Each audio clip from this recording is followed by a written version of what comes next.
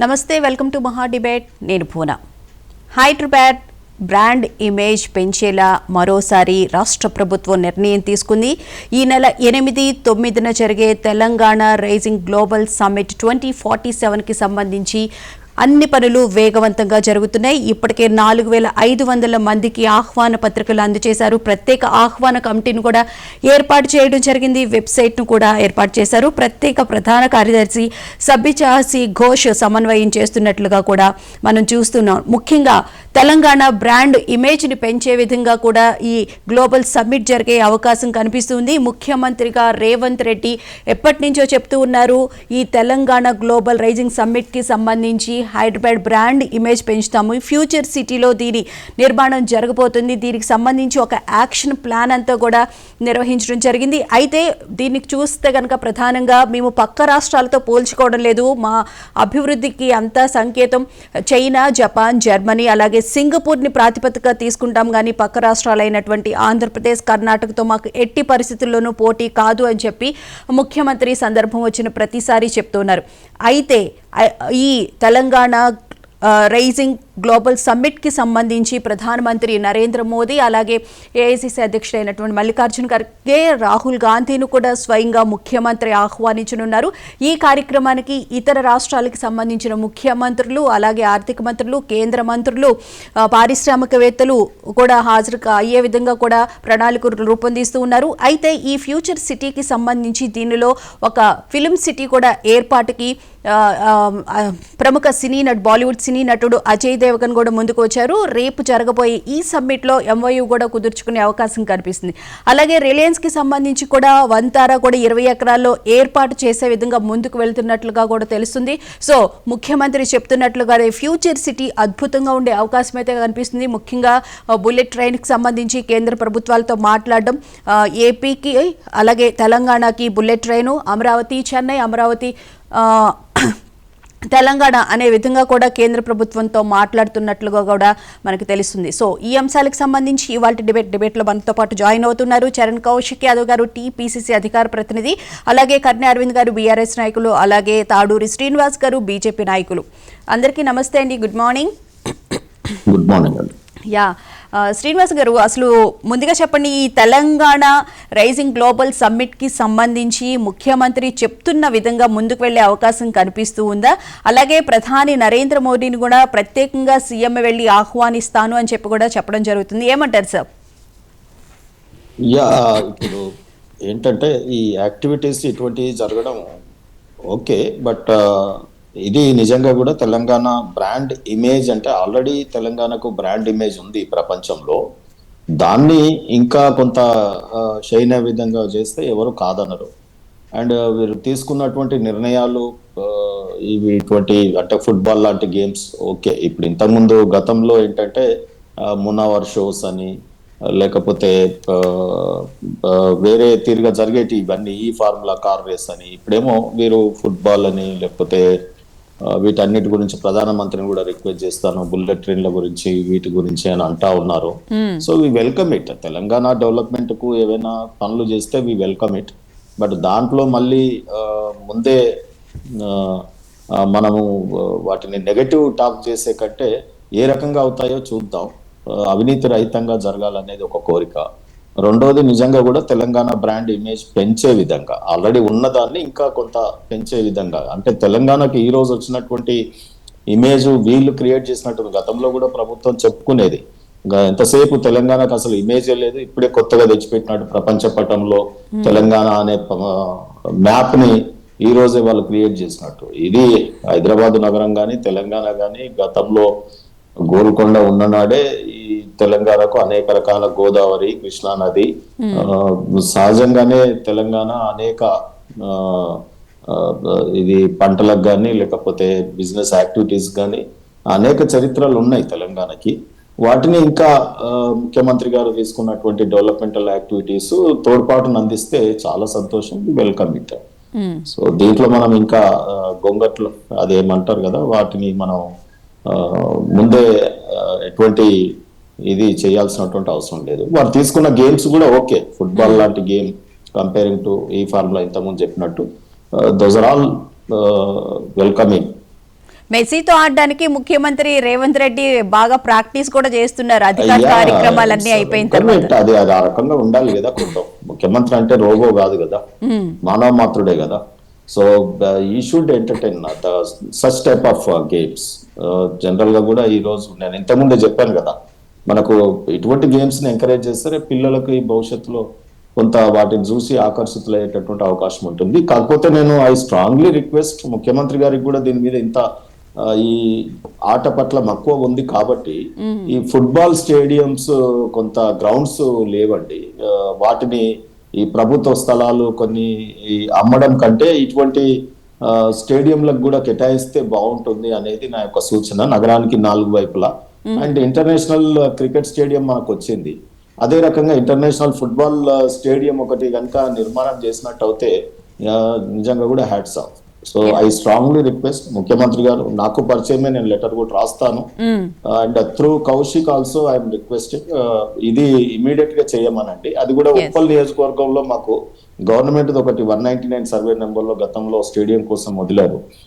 ఇటువైపు కీసరా, ఇటువైపు ఏదన్నా స్టేడియం, ఫుట్బాల్ స్టేడియం కనుక పెడితే ఇంకా చాలా బాగుంటుంది. గతంలో మల్కాజ్గిరి ప్రజలు వారికి రాజకీయంగా అంటే వారి రాజకీయం అనిశ్చితంగా ఉన్నటువంటి సమయంలో మల్కాజ్గిరి ప్రజలు వారిని ఎంపీగా గెలిపించారు. ఆ కృతజ్ఞత ఇప్పుడు సీఎం గా ఉన్నాడు కాబట్టి నేను మల్కాజ్గిరి పార్లమెంట్ కు సంబంధించి ఉప్పల్ నియోజకవర్గ ప్రాంతానికి చెందినటువంటి వాటిగా నేను కౌశిక్ ద్వారా రిక్వెస్టింగ్, ఈ ఈస్ట్ జోన్ లో ఎటువంటి డెవలప్మెంటల్ యాక్టివిటీ లేదు. సో కనీసం ఈ ఫుట్బాల్ స్టేడియం అన్న ఇంటర్నేషనల్ స్టాండర్డ్ ఇక్కడ నిర్మాణం చేయాలని మాత్రం నేను వారికి రిక్వెస్ట్ చేస్తా ఉన్నాను. రైట్. చరణ్ గారు గుడ్ మార్నింగ్ అండి, నమస్తే. Good morning madam. Good morning. Yeah, ప్రభుత్వం చాలా బిజీగా ఉంది. ఓ పక్కన స్థానిక సంస్థల ఎన్నికలు, మరోవైపు తెలంగాణ గ్లోబల్ రైజింగ్ సమ్మిట్ వచ్చేసి రైజింగ్ గ్లోబల్ సమ్మిట్ ఏం చేయబోతున్నారు? ఆహ్వాన కమిటీని కూడా ప్రత్యేకంగా ఏర్పాటు చేయడం జరిగింది. స్వయంగా ప్రధానిని ముఖ్యమంత్రి ఆహ్వానిస్తానంటున్నారు. అలాగే ఇప్పుడు తాడూరు శ్రీనివాస్ గారు చెప్పినట్లు cricket stadium, international cricket stadium ఉంది, అలాగే ఫుట్బాల్ స్టేడియం కూడా నిర్మిస్తే పిల్లలకి చాలా బాగుంటుంది అని చెప్పి కూడా చెప్తూ ఉన్నారు. ఏమంటారు? ప్రభుత్వం దృష్టికి తీసుకెళ్తారా?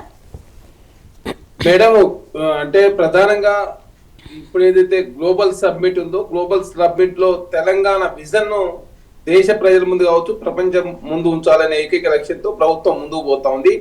దానిలో భాగంగా ప్యూర్ రేర్ అని చెప్పేసి ఒక విధానంతో, అంటే ఓఆర్ఆర్ లోపల ఏదైతే ఉందో ఆ ప్రాంతాలంతా కూడా కోర్ అర్బన్ గా, తర్వాత అర్బన్ గా, తర్వాత రూరల్ గా డివైడ్ చేసుకొని 3 అంచెలతోటి తెలంగాణ రాష్ట్రంలో కాంగ్రెస్ ప్రభుత్వం చేయబోయే అభివృద్ధిని దేశ ప్రజల ముందు, అదేవిధంగా ప్రపంచవ్యాప్తంగా ఉన్నటువంటి బిలియనియర్స్ ముందు, కంపెనీల ముందు ఉంచే ప్రయత్నంలో ప్రభుత్వం ముందుకు పోతుంది. దానిలో భాగంగా స్పోర్ట్స్ పాలసీని కూడా ప్రకటించబోతా ఉంది. ఒకనాడు హైదరాబాద్ కావచ్చు, హైదరాబాద్ అనే ఫుట్బాల్ కు నిలయం, ఫుట్బాల్ కు నాయకత్వం వహించినటువంటి కెప్టెన్ కూడా హైదరాబాద్ నుంచి ఉన్నటువంటి పరిస్థితి మనం చూసినాం. కాబట్టి అట్లాంటి పరిస్థితి లేకుండా పోతా ఉంది. కాబట్టి ఫుట్బాల్ ఆటను కూడా మళ్ళీ పునర్వైభవం తెచ్చే విధంగా, అదేవిధంగా ఒలింపిక్స్ లో మన వాళ్ళు చాటే విధంగా ఒక స్పోర్ట్స్ పాలసీని తీసుకొచ్చే ప్రయత్నంలో భాగంగా ప్రభుత్వం ఆల్రెడీ స్పోర్ట్స్ యూనివర్సిటీ కూడా ఏర్పాటు చేశారు. అదే కాకుండా ఏదైతే ఫోర్త్ సీట్ లో కూడా ఒక స్పోర్ట్స్ హబ్బునే నిర్మించబోతా ఉంది రాష్ట్ర ప్రభుత్వం. అదే కాకుండా 1,00,000 మంది తక్కువ కాకుండా ఒక క్రికెట్ స్టేడియం కూడా ఫోర్త్ సీట్ లో నిర్మించే ప్రయత్నంలో ఆల్రెడీ దాని మీద కూడా కసరత్తు జరుగుతా ఉంది. ఖచ్చితంగా అక్కడ నిర్మించబోతా ఉన్నారు. కాబట్టి ఖచ్చితంగా తెలంగాణ రాష్ట్రంలో ఎడ్యుకేషన్ పాలసీ కావచ్చు, స్పోర్ట్స్ పాలసీ కావచ్చు, హెల్త్ పాలసీ కావచ్చు, అదేవిధంగా అగ్రికల్చర్ మీద ఫుడ్ ప్రాసెసింగ్ యూనిట్లు కావచ్చు, ఐటీ మీద కాంగ్రెస్ ప్రభుత్వ విధానం కావచ్చు, అదే కాకుండా ఎడ్యుకేషన్ లో వస్తున్నటువంటి మార్పుల ఆధారంగా ఎప్పటికప్పుడు మార్పులు చేర్పులు చేసుకున్నట్లయితే ఖచ్చితంగా ఎడ్యుకేషన్ స్టాండర్డ్ పెరిగే అవకాశం ఉంటుంది. స్కిల్ ఇంప్రూవ్మెంట్ అయినట్టయితే ఖచ్చితంగా హ్యూమన్ రిసోర్స్ పెరిగే అవకాశం ఉంటుంది. కాబట్టి దానిలో హ్యూమన్ రిసోర్స్ పెడితేనే ఇన్ఫ్రాస్ట్రక్చర్ కావచ్చు, అదేవిధంగా ఉద్యోగాలు వస్తాయని చెప్పేసి ప్రభుత్వం భావిస్తా ఉంది. ఆ దిశగా కూడా అడుగులు పడతా ఉంది. ఎందుకంటే గత 10 సంవత్సరాల కాలంలో కేసీఆర్ గారు ఈనాడు కూడా ఎడ్యుకేషన్ రివ్యూ చేసిన సందర్భమే లేదు. ఎడ్యుకేషన్ పడుచుకున్న పాపాన పోలే. ఆ సిలబస్ ల గురించో ఇంకో దాని గురించి కూడా ఆలోచించే సందర్భమే లేదు. బీసీలను కూడా నియమించిన పరిస్థితి మనం చూసినాం. దానిలో భాగంగానే తెలంగాణ రాష్ట్రంలో అదేవిధంగా స్పోర్ట్స్ యూనివర్సిటీతో పాటు, అదే కాకుండా స్కిల్ యూనివర్సిటీ, అదే కాకుండా ఐటీఐ ప్లేస్ లో అడ్వాన్స్ ట్రైనింగ్ ఇన్స్టిట్యూషన్స్, అదే కాకుండా ఇక్కడ ఫోర్సిల్ లో నిర్మించబోయేటువంటి ఏదైతే నిర్మాణాలు ఉన్నాయో అక్కడ కూడా ఒక మెథడాలజీ, ఎందుకంటే 5 ఫ్లోర్లు నిర్మించకుండా 60 ఫీట్ల 100 ఫీట్ రోడ్డు ఉండే విధంగా, అన్ని ఏరియా నుంచి ఎక్స్ప్రెస్ హైవేలు వచ్చే విధంగా, కనెక్టివిటీ రూల్స్ 100 ఫీట్లకు తక్కువ కాకుండా ఉండే విధంగా మెట్రో విస్తరణ కావచ్చు, RRR కావచ్చు, RRR రైల్వే రింగ్ కావచ్చు, అదే కాకుండా అండర్ గ్రౌండ్ విద్యుత్ లైన్లు కావచ్చు, దానిలో కేబుల్ కూడా అనుసంధానం చేసే ప్రయత్నం కావచ్చు, గోదావరి కృష్ణా వాటర్లు అదే RRR ring green field highway కూడా ఎక్కువ ప్రయారిటీ ఇస్తున్నట్టున్నారు.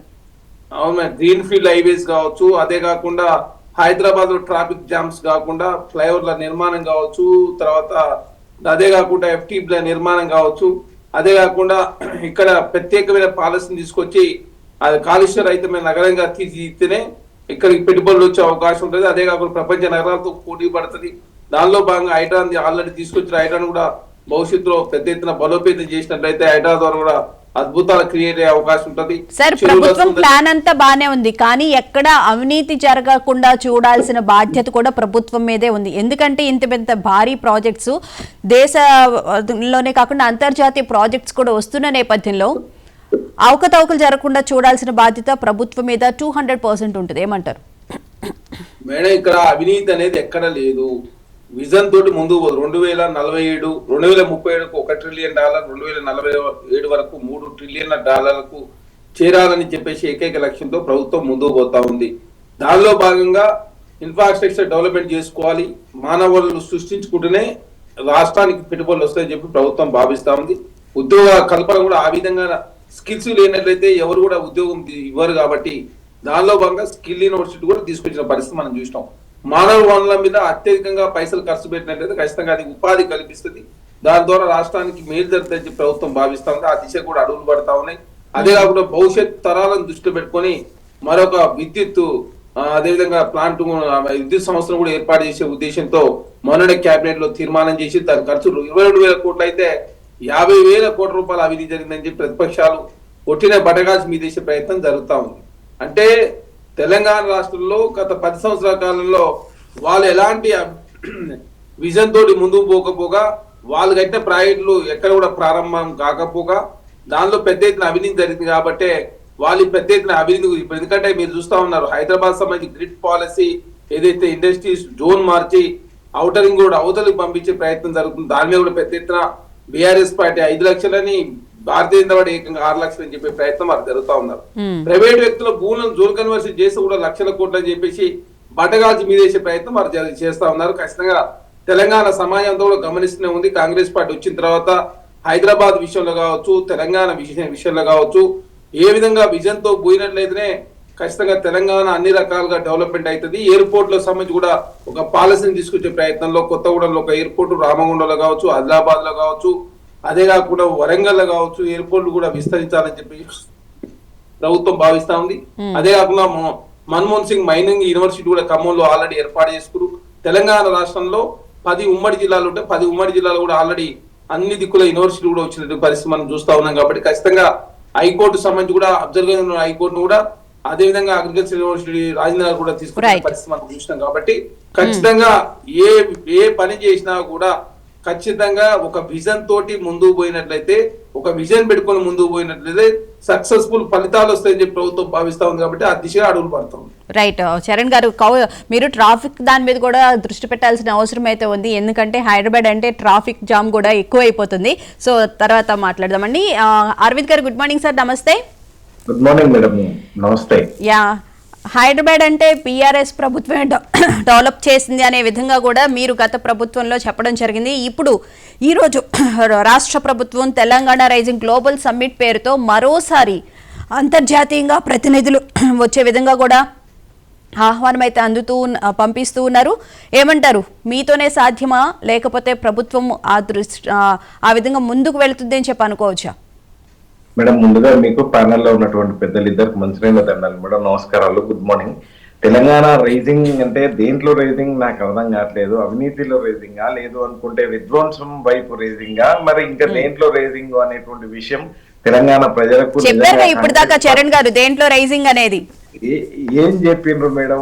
ఒక్కటన్నా నిజంగా నేను ఏమంటా ఉన్నాను అంటే, 2 ఏళ్ల ప్రజాపాలనలో విధ్వంసం వైపు తెలంగాణ రాష్ట్రం పోతే ఇలా చాలా ముందు దృష్టితోని ముందు చూపుతోని మేము పోతా ఉన్నాము, మేము ముందు చూపు వైపుగా మేము అడుగులు వేస్తా ఉన్నాము అని చెప్పి తను రకరకాల మాటలు మాట్లాడేటువంటి ప్రయత్నం చేసిండు. సరే, దాంట్లో భాగంగా ఇవాళ ఫ్యూచర్ సిటీ అని చెప్పి తీసుకొస్తే ఫ్యూచరు సిటీకి కాదు, ఫ్యూచరు వాళ్ళ కుటుంబానికి తీసుకుపోయేటువంటి పద్ధతిలో అక్కడ చేసిండ్రు. తెలంగాణ రాష్ట్రం 2014 నుంచి 23 డిసెంబర్ వరకు తెలంగాణ రాష్ట్రం ఏ పద్ధతిలో ఉండే, కొత్తగా కొలువుదీరినటువంటి కాంగ్రెస్ ప్రభుత్వం ఏర్పడ్డ తర్వాత వాళ్ళు అధికారంలోకి వచ్చిన తర్వాత తెలంగాణ రాష్ట్రం ఎటువైపున అడుగులు వేస్తుందో ఒకసారి మనం ఆలోచన చేయాలి.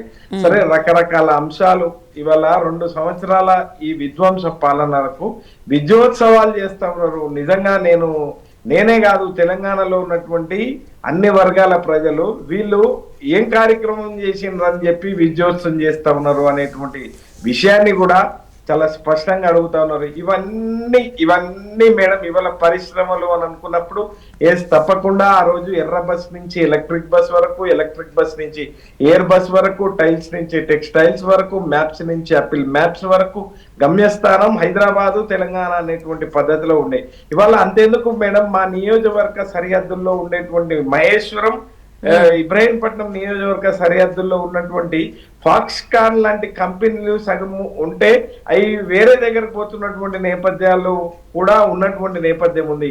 ఇవాళ మా ఇబ్రాహీంపట్నం నియోజకవర్గంలోనే దాదాపుగా మంచిరెడ్డి కిషన్ రెడ్డి గారి హయాంలో ఇవాళ పరిశ్రమలు వచ్చేటువంటి పద్ధతిలో ఉంటే ఇవాళ తిరిగి వేరే రాష్ట్రాల వైపు మా నియోజకవర్గంలోనే పోతున్నటువంటి నేపథ్యం కూడా చాలా స్పష్టంగా మాకు కనిపిస్తా ఉంటే, మా దగ్గరనే ఉంటా ఉంటే ఇక మేము వీళ్ళు చెప్పినటువంటి అద్భుతంగా ఇవాళ టీవీల ముందర కూర్చొని అద్భుతంగా అబద్ధాలను మాట్లాడితే కూడా మేము ఎట్లా నమ్మాలి మేడం? మేము కళ్ళతో చూస్తా ఉన్నాం, వాస్తవాలను గ్రహిస్తా ఉన్నాం కదా అనేటువంటి విషయాన్ని కూడా నేను ఈ సందర్భంగా చాలా స్పష్టంగా చెప్పదలుచుకున్నా. సరే, వీళ్ళు ఎన్ని అబద్ధాలు చెప్పినా సరే, ఎంత అదైనా ఈ 2 సంవత్సరాలలో 2,35,000 చిల్లర కోట్ల రూపాయల అప్పు చేసిండ్రు మేడం. తెలంగాణ రాష్ట్రంలో ఒక్కటంటే ఒక పెండింగ్ ప్రాజెక్ట్ పూర్తి చేసిండ్రా? కొత్త ప్రాజెక్టులకే మన శ్రీకారం చుట్టిండ్రా? ఈ డబ్బులన్నీ ఎటుపోయినాయి అని చెప్పి అడిగినప్పుడు తప్పకుండా పక్క రాష్ట్రాల లోపల ఎన్నికలు జరిగినప్పుడు మన రాష్ట్రం నుంచి పోయినటువంటి నేపథ్యం చాలా స్పష్టంగా కనిపిస్తా ఉన్నది. హామీలు వాళ్ళు ఇచ్చినటువంటి నిజంగా ఎంత అంటే నేనేమంటా ఉన్నాను అంటే, సరే దురదృష్టం ఏంది అని అంటే, ఆ రోజు నై తెలంగాణ అన్నటువంటి వ్యక్తి ఇవాళ దురదృష్టం ఏంది అంటే ఇవాళ మన రాష్ట్రానికి ముఖ్యమంత్రి. సరే, ఇవాళ ఏ కోణంలో ఉంటాయి అని అంటే తప్పకుండా ఇట్లాంటి కోణంలోనే ఉంటాయి. ఇవాళ వాళ్ళు విజన్ అంటా ఉన్నారు కానీ మేము తప్పకుండా అది విజన్ లేని పాలన అనేటువంటి విషయం మాత్రం మేము చాలా స్పష్టంగా చెప్తా ఉన్నాం. సరే, ఇవాళ కేంద్రంలో ఉన్నటువంటి వాళ్ళని తప్పకుండా ఆహ్వానిస్తా ఉన్నాం. ఇవాళ కేంద్రము ప్రపంచం వైపు ఇవాళ మన అడుగులు తప్పకుండా ప్రపంచము కేంద్రము అందరూ ఇప్పటికే మన రాష్ట్రంలో జరుగుతున్నటువంటి విధ్వంస పాలన పైన ప్రతి ఒక్కరు క్షుణ్ణంగా గమనిస్తూ ఉన్నారు అనేటువంటి విషయం కూడా వాళ్ళు పరిశీలన చేసుకోవాలి. సరే, కేంద్రంలో ఉన్నారు, ఇవాళ ఇక్కడ ఈయన చోటేబాయి, అక్కడ ఆయన బడేబాయి, సరే అన్ని అంశాలందరూ కూడా మీరు పరిశీలించారు, మీ డొమైన్ లో అన్ని కూడా ఉన్నాయి మేడం, నేను దాంట్లో పోదలుచుకోలేదు. కానీ ఆహ్వానించిన మేరకు ఇవాళ మన కేంద్రంలో అధికారంలో ఉన్నటువంటి వాళ్ళు సరే ఎవరు వస్తారు, ఎవరు వచ్చి ఏం చేస్తారు అనేటువంటి దాన్ని కూడా చూడాలి. సరే, నేనేమంటా ఉన్నావు అంతిమంగా నా మాట ఏంది అని అంటే మేడం, తెలంగాణ ఒక ప్రశాంతమైనటువంటి దాంట్లో ఉండాలి. ఇవాళ దారెమ్మడి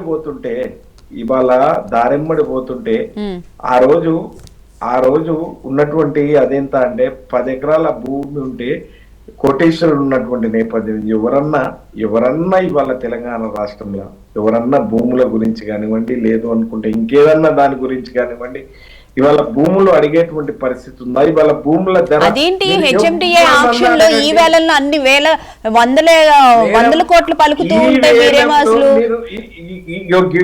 ఇట్లాంటి భ్రమలతోని ఇవాళ కాలం గడపాలనుకుంటున్నది. వాళ్ళే వేలం వేసుకొని వాళ్ళు ఆ ఖైర్ హైదరాబాద్ లా అవుతున్నటువంటి వేలంలోనే గంత పోతా ఉన్నది. కానీ మీ ఆధ్వర్యంలో కూడా నియా పోలీసులు ఎక్కడ 73 కోట్లు పలికింది కదా మరి మేడం. నేనేమంటున్నా అంటే, మీరు మహా న్యూస్ ద్వారా ఏ ఊరికన్నా పోండి, ఓపెన్ ఛాలెంజ్ మేడం, పోయి ఆ గ్రామంలో అడగండి. ఆ రోజు అంటే డిసెంబర్ ముందు తెలంగాణ రాష్ట్రం బీఆర్ఎస్ పార్టీ అధికారం ఉన్నప్పుడు అంటే మేము ఎందుకు ఇవన్నీ కూడా వచ్చినాయి అని కూడా మీరు అడగొచ్చు. అదే ప్రశ్న వాళ్ళని అడిగితే వాళ్ళు చెప్తారు. ఇవాళ ఈ 2 సంవత్సరాల నుంచి భూముల ధరలు ఏ రకంగా ఉన్నాయి అనేటువంటి విషయం కూడా నన్ను అడిగితే కాదు, నన్ను అడిగితే తప్పకుండా బీఆర్ఎస్ అట్లా చేసింది ఇట్లా చేసింది, కాంగ్రెస్ ఏం చేయలేదని చెప్పి నేను చెప్తా. కానీ గ్రామాలలో ఉన్నటువంటి క్షేత్రస్థాయిలో ఉన్నటువంటి ప్రజలను అడిగితే ఇవాళ వాళ్ళు లబ్ధి పొందినటువంటి లబ్ధి ఎవరి ద్వారా పొందిండ్రు, ఏ ద్వారా పొందిండ్రు అనేటువంటి విషయం చాలా స్పష్టంగా చెప్తారు.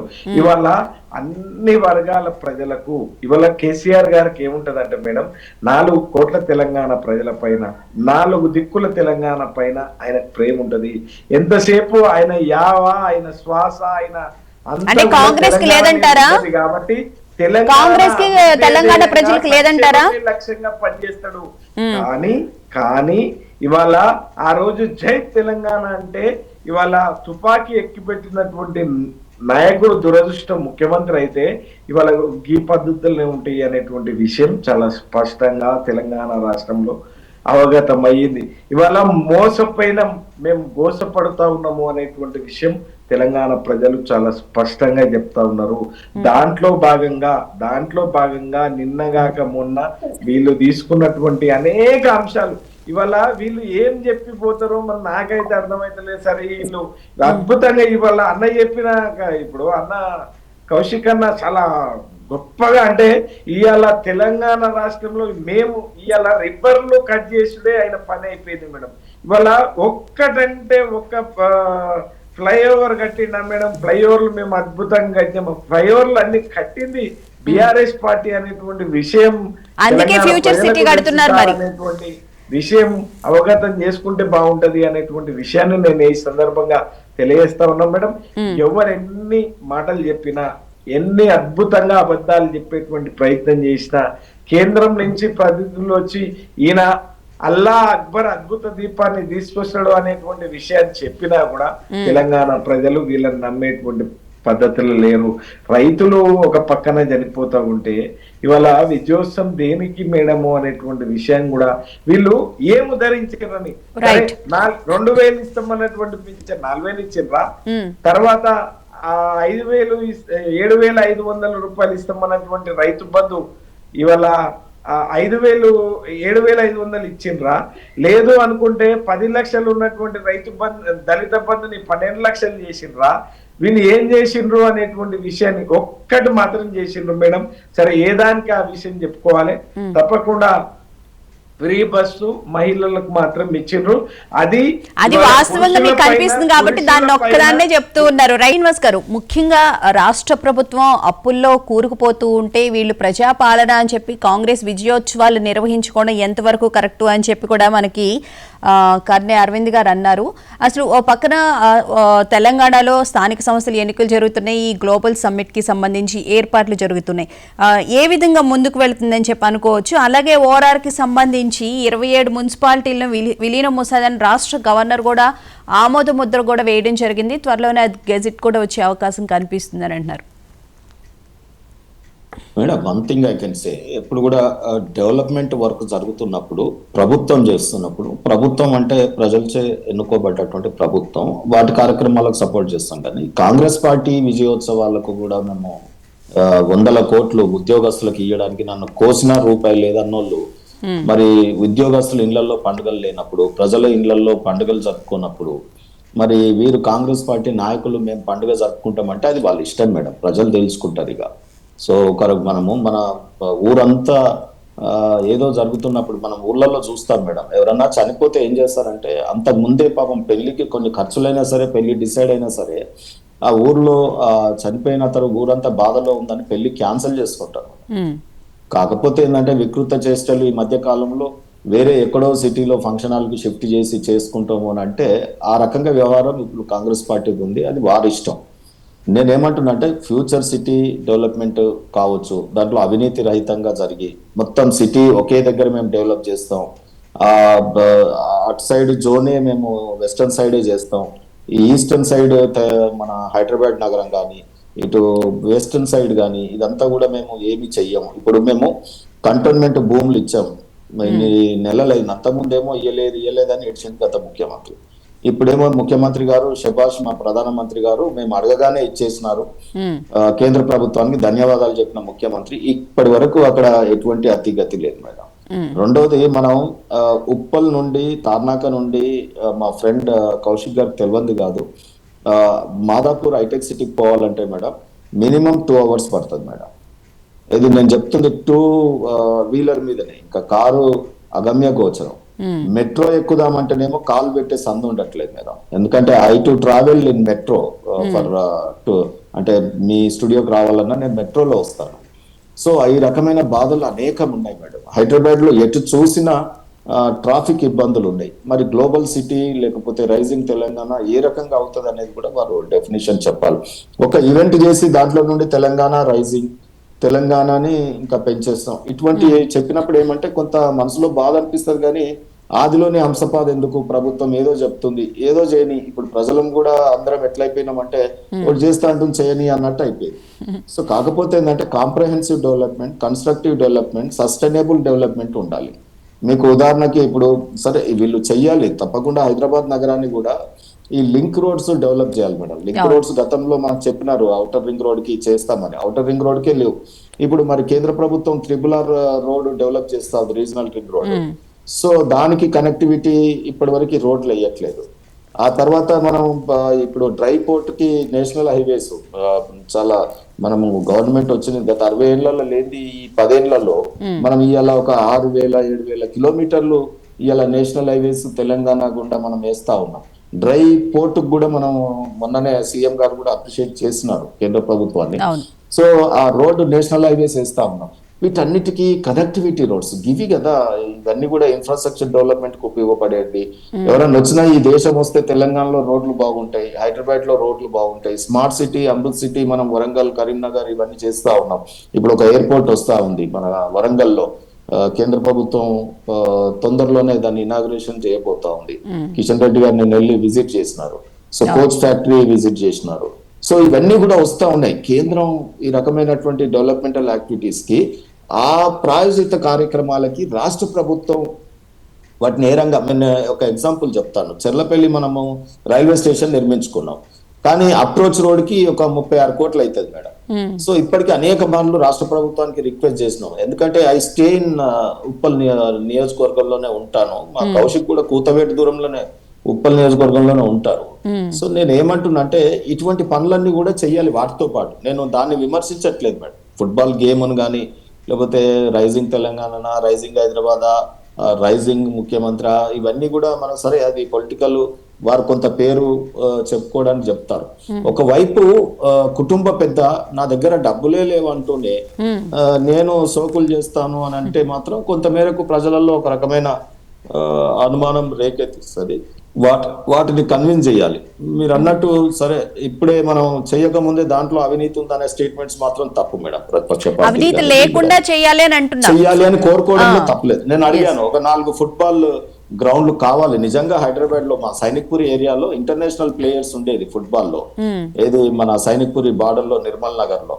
సో అనేక మంది ఇప్పటికీ ఆడుతూ ఉంటారు, చాలా ఇబ్బంది పడతా ఉంటారు పిల్లలు.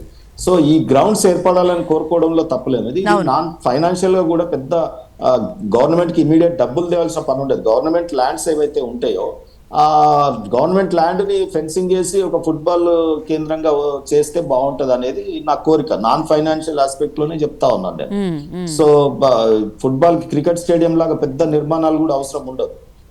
సో నేనేమంటున్నానంటే ఇటువంటి వీటి మీద దృష్టి పెట్టాలి అని చెప్పి ఇంతకుముందు నేను కోరాను ఒకటి, మల్కాజ్గిరికి కావాలని. మా కౌశిక్ సపోర్ట్ చేయాలి, నేను కూడా చెప్తాను ముఖ్యమంత్రి దృష్టి తీసుకొస్తానని అనట్లేదు మా సోదరుడు.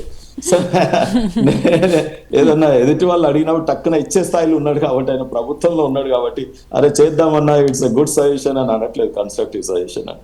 సో నేనేమంటున్నానంటే సరే ఇప్పుడు బీఆర్ఎస్ పార్టీ మాట్లాడిన దాంట్లో పొద్దున్నే మనం అంత నెగటివ్ కూని రాగాలు తీయాల్సినటువంటి అవసరం లేదు మార్నింగ్ డిబేట్స్ లో. సో డెఫినెట్ గా అనేక అంశాలు ఉన్నాయి. హైదరాబాద్ నగరంలో వరద చినుకొస్తే పిల్లలు మాన్యువల్స్ లో పడి చనిపోయేటటువంటి హైదరాబాద్ ఇది. మరి గ్లోబల్లీ ఎట్లా రేజ్ అవుతాం అనేది తెలియదు. నేనేమంటున్నానంటే అటువంటి ఇంకా డ్రైనేజ్ మెరుగుదల, మౌలిక వసతుల కల్పన అనేకం చేయాల్సినటువంటి అవసరం ఉన్నాయి.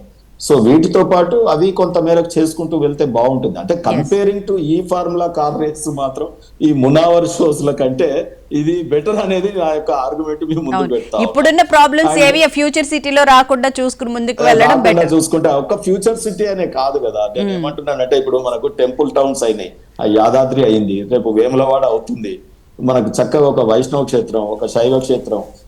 ఇంత ముందు మనం ఓన్లీ తిరుపతి అండ్ శ్రీశైలం కి ట్రాఫిక్ మనం చూసేవాళ్ళం. ఈ రెండు క్షేత్రాలు కూడా వస్తే ఏంటంటే భక్తులకి చాలా ఈ మధ్య మనం అయ్యప్పకి భక్తుల విశ్వాసం కోసం ఏరోప్లేన్ లో మనము ఇరుముడి తీసుకునేటటువంటి ప్రయత్నం ఇది కేంద్ర ప్రభుత్వం శుభవార్త అందించింది. అంటే నేనేమంటున్నటువంటి నాన్ ఫైనాన్షియల్ ఆస్పెక్ట్స్ కూడా చాలా ఉన్నాయి మేడం చేయాలనుకుంటే పాలకులకి.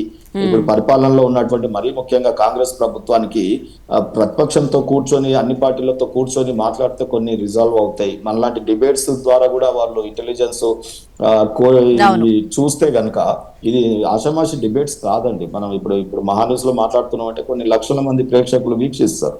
సో మనం దీన్ని దృష్టిలో పెట్టుకొని మాట్లాడాలి. ఇప్పుడు నేను ఓన్లీ ప్రభుత్వాన్ని తిట్టడానికే నా జేబులు ఇంత పేడ పెట్టుకొని రాలేను ఆయన మీద, కౌశిక్ మీద బురదేయడానికి.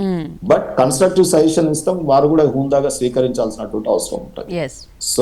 మంచి పాయింట్ చెప్పారు సార్. ఎందుకంటే ఒక్కొక్కసారి ప్రభుత్వానికి ఆలోచన రాకపోవచ్చు, కానీ ప్రతిపక్షాలు ఇచ్చే ఆలోచన కూడా ఇంప్లిమెంట్ చేస్తే చాలా బాగుంటుంది.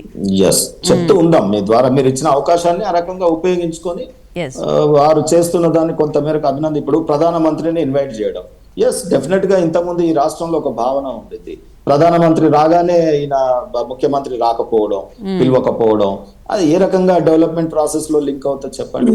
ఇప్పుడు మనము వైట్ రేషన్ బియ్యం వస్తున్నాయి, కేంద్ర ప్రభుత్వం ఇయ్యంది, దీనికి సల్లకు తోడైనట్టు రాష్ట్ర ప్రభుత్వం ఇయ్యంది అవుతుందా?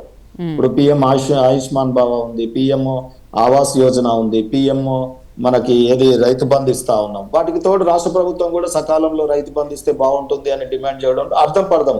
కానీ ప్రతిపక్ష నాయకుడు ఎక్కడో మనకు ఆయన రాకపోవడం బయటికి చాలా ఈ రాష్ట్రం చేసుకున్నటువంటి మరి ఏమనాలో తెలియదు. కానీ తెలంగాణ కొట్లాడి తెచ్చిన నేను ఇంట్లో పడుకుంటా అంటే కూడా కొంత డెవలప్మెంట్ లో ఇబ్బంది వస్తుంది. మేము పోరాడితేనేమో మమ్మల్ని ఎదురుతా ఉన్నారు.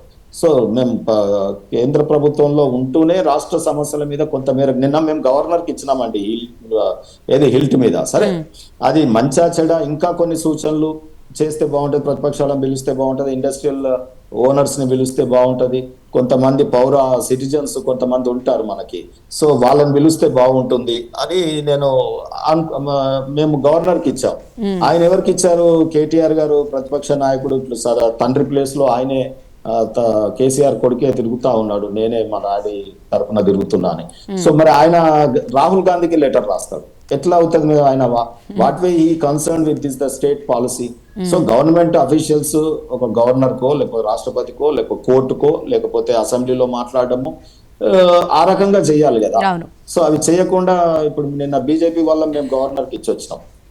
సో డెఫినెట్ గా మాకున్న అభిప్రాయాలని రాజ్యాంగపరమైన ఆల్టర్నేటివ్ వాటికి ఇస్తా ఉంటాం, దాన్ని హుందాగా స్వీకరించుకోవాలి. కాంగ్రెస్ వాళ్ళు కూడా నిన్న అంటా ఉన్నారు, మమ్మల్ని కూడా కలుపుతా.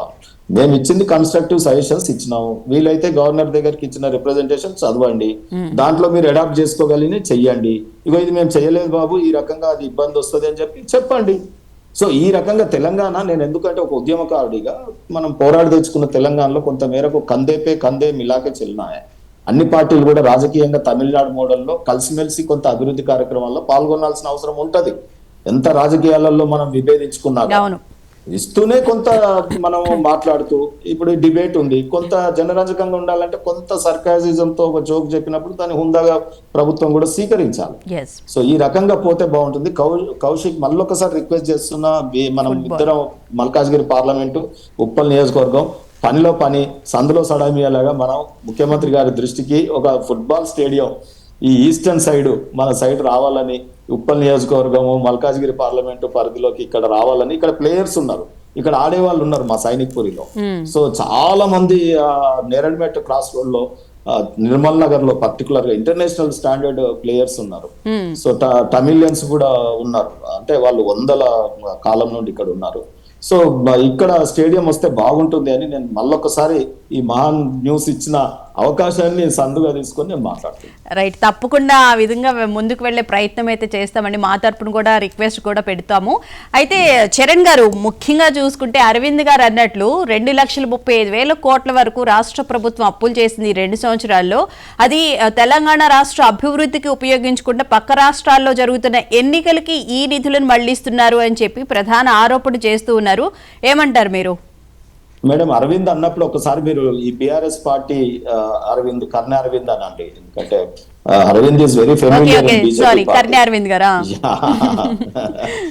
మళ్ళీ మేడం, ఇక్కడ చాలా స్పష్టంగా బిఆర్ఎస్ పార్టీ ఏంటంటే చేసిన తప్పులన్నీ వాళ్ళే చేసి దాదాపు 7 లక్షల కోట్ల రూపాయల అప్పు, 1,20,000 కోట్ల రూపాయల కాంట్రాక్టర్లకు సంబంధించిన పెండింగ్ బిల్లులు, మొత్తం 8,20,000 కోట్ల రూపాయలు పెండింగ్ పెట్టిపోయారు. ఆ వడ్డీకి నెలకు 6,000 కోట్ల రూపాయలు అవుతా ఉంది. 6,500 కోట్ల రూపాయలు చిల్లర. మొత్తం అంటే ఎంత? ఇప్పుడు 1,30,000 కోట్ల రూపాయలు అప్పు కొట్టి రాష్ట్ర ప్రభుత్వం చెల్లించింది. అంటే తెలంగాణ రాష్ట్రంలో మీరు కట్టిన ప్రాజెక్ట్ ఒకటి, ఒక ఎకరం కూడా పారకపోగా మీరు కట్టిన సమ్మక్క సారక కావచ్చు, సీతారాం ప్రాజెక్ట్ కావచ్చు, పలమూరు రంగారెడ్డి కావచ్చు, కాళేశ్వరం కావచ్చు, ఆ వాటర్ అలొకేషన్ ఇద్దరు లేదు, ఒక ఎకరా కూడా భారతలేదు. ఆ ప్రాజెక్ట్ కూడా ఇంకా పూర్తి కాని పరిస్థితి మనం చూస్తా ఉన్నాం. మరి ఏం చేసిన 10 సంవత్సరాల కాలంలో మీరు కట్టిన ప్రాజెక్టులు చెప్పండి. మరి మీరేమో తెలంగాణ ఏం ఉద్ధరించారో చెప్పాలి. ఏమనంటే మేము హైదరాబాద్ లో ఫ్లైఓవర్లు వేసినాం. మా పివి నరసింహరావు ఫ్లైఓవర్ ఒక్కటే 14 కిలోమీటర్లు, మొత్తం కలిసి మీరు 14 కిలోమీటర్లు మొత్తం 10 సంవత్సరాల్లో మీరు ఫ్లైఓవర్లు కట్టని పరిస్థితి మనం చూసినాం. మీరు కట్టిన ఔటర్ రింగ్ రోడ్డు 7,000 కోట్ల రూపాయలు కమ్మేసారు. అరే మీరు విజనే లేదు, అసలు విజన్ తోటి అసలు మీరు ముందుకే పోలేదు. హైదరాబాద్ కు మీరు ఐటీకి మొదటి వాళ్ళ చివరి వాళ్ళ? హైదరాబాద్ కు ఐటీ అనేది ఈనాడుది కాదు. మీరు ఆయన ఐటీఆర్ ప్రాజెక్ట్ పోయింది, తెలంగాణ మండలం నుంచి 7 మండలాలు పోయి ఆంధ్రలోకి వచ్చినాయి. ఎవరంటే తెలంగాణ తెచ్చినాం అని చెప్పి తెలంగాణ దివాజ్ చేశారు. 7 మండలాలే కాపాలని తెలంగాణలో మీరు తెచ్చినారు. 2 ఎంపీలు ఉంటే అందులో విజయశాంతి గారు కాంగ్రెస్ పార్టీకి మద్దతు ఇచ్చారు. అందుకే బీఆర్ఎస్ పార్టీ ఏంటంటే అన్ని అబద్ధాలు ప్రచారం చేసే ప్రయత్నం, విజన్ లేని పరిపాలన రోజు అందించారు కాబట్టి విజన్ తోటి కాంగ్రెస్ పార్టీ ముందుకు పోతా ఉంది. రహదారుల భద్రతపై ఒక విజన్ ని ప్రకటించాలి. 2047 వరకు 7 డాక్యుమెంట్ రిలీజ్ చేయాలని, 2047 డాక్యుమెంట్ రిలీజ్ చేయాలని చెప్పి ప్రభుత్వం భావిస్తాం. ఎందుకంటే తెలంగాణలో ప్రతి ఏటా సగటున 22,000 నుంచి 23,000 ప్రమాదాలు జరుగుతా ఉన్నాయి. అందులో 7,500 నుంచి 7,800 మంది చనిపోతా ఉన్నారు. 4,40,000 మంది క్షతగాతులు అవుతా ఉన్నారు. కాబట్టి దీని మీద ఒక విజన్ తో ముందుకు పోవాలని చెప్పి ప్రభుత్వం భావిస్తాం.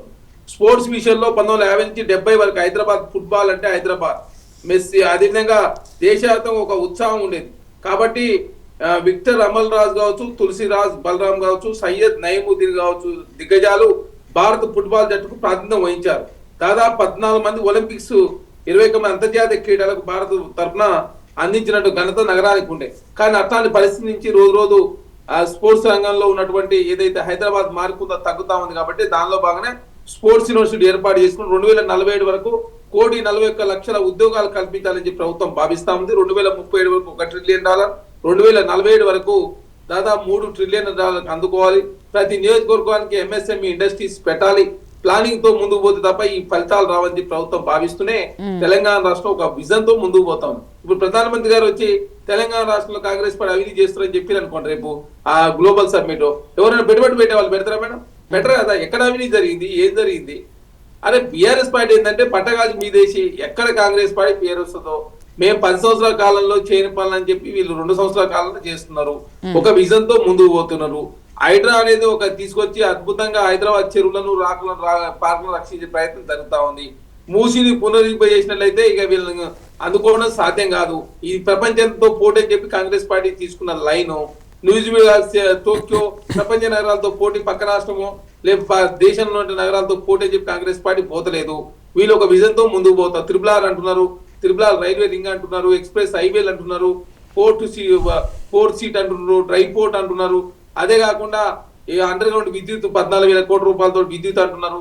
ఒక విద్యుత్ ప్లాంట్ నిర్మాణం చేయాలని చెప్పేసి భావిస్తాము. దానిలో భాగంగా అదే ఎడ్యుకేషన్ పాలసీ అని, హెల్త్ పాలసీ అని, అదే కాకుండా దీనిలో భాగంగా ప్రధానంగా వచ్చేటువంటి మార్పుల ఆధారంగా ప్రకృతిని కాపాడే ప్రయత్నం కావచ్చు, అదే పర్యావరణానికి హాని జరగకుండా గ్రీన్ ఫీల్డ్ హైవేస్ కావచ్చు, అదేవిధంగా అటవీ విస్తీర్ణం పెంచే ప్రయత్నం, రకరకాల విజన్ తో ముందుకు పోతుంది. కాబట్టి ఈ విజన్ ఏదైతే పెట్టుకొని కాంగ్రెస్ పార్టీ ముందుకు పోతుందో ఇవన్నీ ఎక్కడ సత్ఫలితాలు తీస్తాయో, ఎక్కడ బీఆర్ఎస్ పార్టీ కనుమరుగైతే బీఆర్ఎస్ పార్టీ భావించి ప్రతి దాంట్లో అవినీతి 22,000 కోట్లతోటి కొత్త విద్యుత్ ఏదైతే సంస్థ నిర్మిస్తుంటే 50,000 కోట్ల అవినీతి.